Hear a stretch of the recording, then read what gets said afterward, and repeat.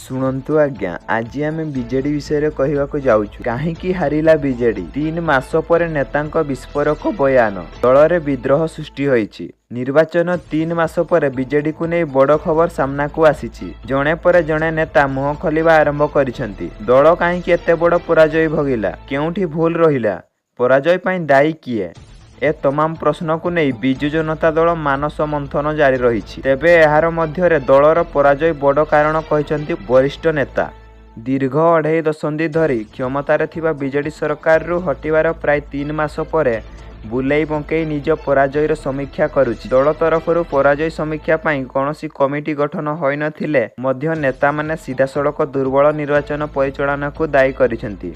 विभिन्न सांगठनिक जिलार कर्मकर्ता और नेता डाकी समीक्षा करुथिबा दलर सुप्रीम नवीन पट्टनायक दल पराजयर एसबु कारण प्रति नेता माने अवगत करुथिबा देखिबाकू मिलिछि। आदिवासी नेता प्रदीप माझी समीक्षा बैठक में दल पराजयर जो सबु कारण नवीन को अवगत कराइछंती ताहा बीजेडी राजनीति को उष्म करिछि।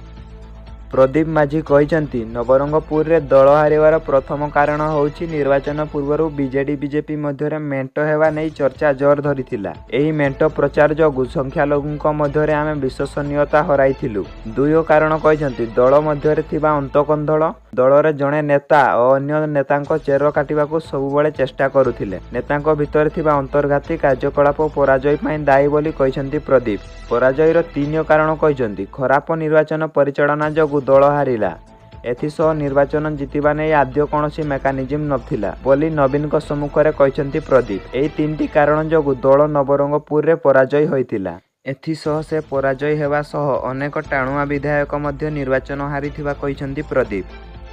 चर्चा होउछि कि आगामी दिन में यह कंधल पाई भुवनेश्वर में बीजेडी को बड़ झटका लगी पारे कारण पूर्वतन मंत्री तथा वरिष्ठ बीजेडी नेता अशोक पंडा विरोध में खलाखली विद्रोह करने आरंभ कर दुई कॉर्पोरेटर। निर्वाचन मंडलीर विवाद एवं बीजेडी मुख्यालय शंख भवन में पहुंचलानी। ठामुआ नेता उपस्थिति रे हंगामा आउ तापरे कड़ा बयान बाजी दलीय श्रृंखला उपरे प्रश्नवाची लगाइछि। तेबे समाधान पाई सुप्रीमकोर्ट की पदक्षेप नेउछंती ता उपरे नजर पकाइबा।